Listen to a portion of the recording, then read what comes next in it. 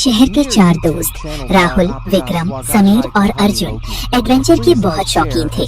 उन्हें ऐसी जगहों पर जाना पसंद था जहां आम लोग जाने से डरते हों। एक दिन समीर ने इंटरनेट पर एक घने जंगल के बारे में पढ़ा। उस जंगल का नाम था कालवन जंगल।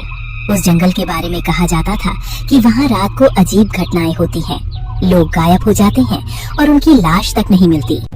लेकिन चारों दोस्तों ने इन बातों को अफवाह समझा। यार, ये जगह तो कमाल की लग रही है। यहाँ कैंपिंग करेंगे तो मजा आ जाएगा। और अगर भूत प्रेत मिले तो वीडियो बनाकर वायरल कर देंगे। मुझे तो लगता है ये सब गांव वालों की बनाई कहानियाँ हैं ताकि लोग जंगल में ना आए। ठीक है, लेकिन किसी भी हालत में हम चारों साथ रहेंगे। अर्जुन बाकी तीनों से थोड़ा अलग था। वो रोज हनुमान चालीसा पढ़ता था और गले में हनुमान जी का लॉकेट पहनता था। बाकी दोस्त उसका मजाक उड़ाते थे। अगले दिन चारों अपनी एसयूवी लेकर जंगल की तरफ निकल पड़े। शाम ढलने लगी थी जब वे जंगल के मुख्य रास्ते तक पहुँचे। तभी सड़क के किनारे एक पुराना जंग लगा बोर्ड दिखाई दिया। उस पर लाल रंग से लिखा था, यहाँ रात में रुकना मना है।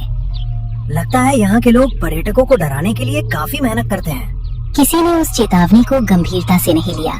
करीब आधा किलोमीटर आगे जाने पर उन्हें एक दूसरा बोर्ड दिखाई दिया। इस बार बोर्ड नया था। उस पर मोटे अक्षरों में लिखा था, यहाँ कैंप लगाना मना है, सूर्यास्त के बाद तुरंत जंगल छोड़ दें। 2 बोर्ड लगे हैं, कुछ तो गड़बड़ जरूर है। अर्जुन को अंदर से बेचैनी महसूस हो रही थी, लेकिन दोस्त अकेले न रह जाएं, इसलिए वो भी साथ रहा। जंगल के अंदर कुछ दूर जाकर उन्हें एक खुला मैदान दिखाई दिया। चारों ने वहीं टेंट लगा दिया। रात के 9 बज चुके थे। जंगल अजीब तरह से शांत था। क्या तुम्हें नहीं लगता यहाँ कुछ अजीब है? तो हर चीज में भूत ढूंढता रहता है। तभी अचानक दूर कहीं से किसी औरत के रोने की आवाज आई। चारों चुप हो गए। आवाज इतनी दर्दनाक थी कि सुनकर शरीर में झुरझुरी दौड़ गई। ये क्या था? तुम लोगों ने भी सुना ना? मुझे तो कुछ ठीक नहीं लग रहा भाई। आधी रात हो चुकी थी। चारों अपने टेंट में सो गए। रात लगभग 2 बजे राहुल की आंख खुली। उसे लगा कोई टेंट के बाहर घूम रहा है। उसने बाहर झांका और जो देखा उससे उसकी सांस रुक गई। एक लंबी औरत सफेद साड़ी में पेड़ों के बीच खड़ी थी। राहुल चीखना चाहता था, लेकिन आवाज नहीं निकली। कुछ सेकंड बाद वो आकृति गायब हो गई। ये सोचकर राहुल वापस लेट गया। कुछ देर बाद विक्रम की नींद खुली। उसे महसूस हुआ कि कोई उसका पैर पकड़कर घसीट रहा है। बचाओ, बचाओ मुझे।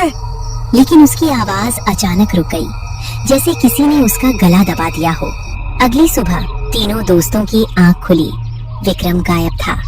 उन्होंने पूरे इलाके में खोजा, लेकिन विक्रम का कोई निशान नहीं मिला। सिर्फ जमीन पर घसीटे जाने के निशान थे, जो जंगल के अंदर जाकर खत्म हो गए। दिन भर तलाश चलती रही, लेकिन कुछ नहीं मिला। शाम फिर उतर आई और यही उनकी सबसे बड़ी गलती थी। रात दोबारा आ चुकी थी। अब सिर्फ 3 दोस्त बचे थे। इस बार तीनों एक ही टेंट में सोए। करीब 1 बजे अचानक टेंट के बाहर किसी महिला की हंसी सुनाई दी। आवाज इतनी भयानक थी कि तीनों की नींद खुल गई। कौन है बाहर? कौन है? कोई जवाब नहीं आया। फिर टेंट के ऊपर किसी के नाखून रगड़ने की आवाज आने लगी।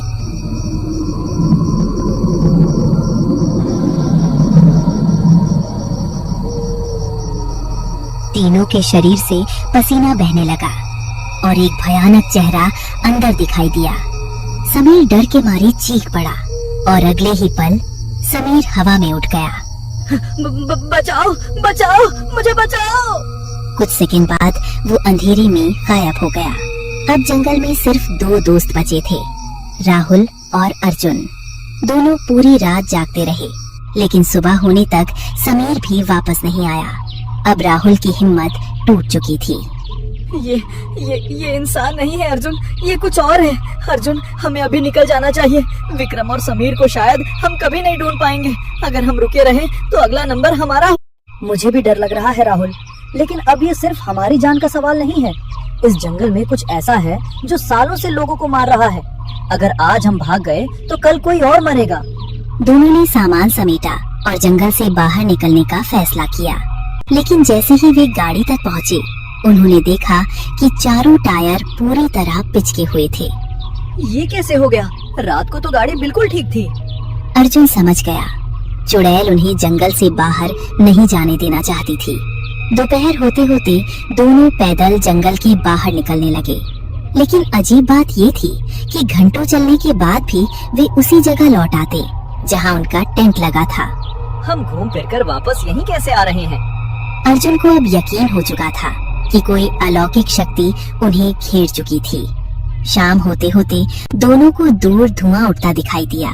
कुछ देर बाद उन्हें जंगल के किनारे एक छोटा सा गांव दिखाई दिया। गांव में प्रवेश करते ही लोगों ने दोनों को अजीब नजरों से देखा। तुम लोग कालवन जंगल से आ रहे हो?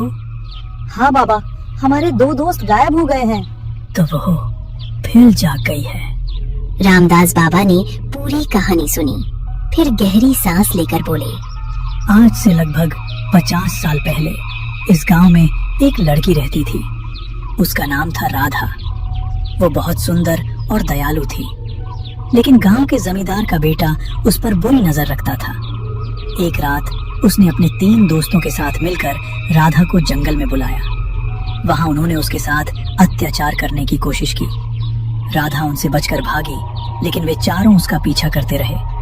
आखिरकार उन्होंने उसे एक पुराने बरगद के पेड़ के पास घेर लिया। राधा ने मदद के लिए बहुत चीखें मारी, लेकिन उस रात कोई नहीं आया। डर और अपमान से टूटकर उसने उसी बरगद से फांसी लगा ली। मरने से पहले उसने शाप दिया था कि जो भी 4 लोगों का समूह इस जंगल में रात बिताएगा, उसके चारों सदस्य एक एक करके मरेंगे। राहुल और अर्जुन के चेहरे पीले पड़ गए। क्या उसे रोका जा सकता है? मारा नहीं जा सकता, लेकिन उसकी आत्मा को मुक्ति दी जा सकती है। उस बरगद के नीचे उसकी हड्डियां दबी हैं। उन्हें निकालकर गंगा जल और हनुमान चालीसा के साथ अग्नि संस्कार करना होगा, लेकिन सावधान रहना, वो अपनी मुक्ति नहीं चाहती। रात होने लगी। गांव वालों ने मना किया, लेकिन अर्जुन ने जाने का फैसला कर लिया। अगर आज ये खत्म नहीं हुआ तो और लोग मरेंगे। राहुल भी मजबूरी में उसके साथ चल पड़ा। आधी रात को दोनों रामदास बाबा के बताए स्थान पर पहुँचे। पुराना बरगद सामने खड़ा था।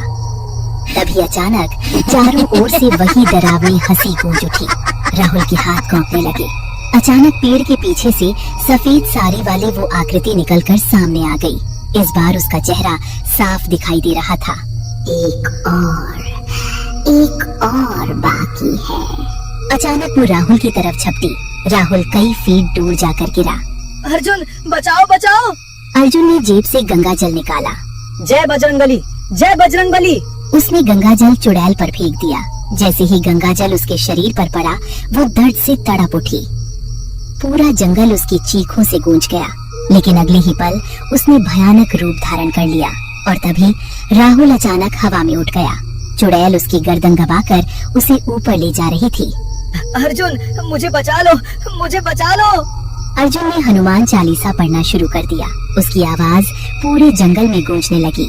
जय हनुमान ज्ञान गुण सागर, जय हनुमान ज्ञान गुण सागर। जैसे जैसे चालीसा आगे बढ़ी, चुड़ैल कमजोर होने लगी। उसकी चीखें और तेज हो गईं। अचानक जमीन हिलने लगी।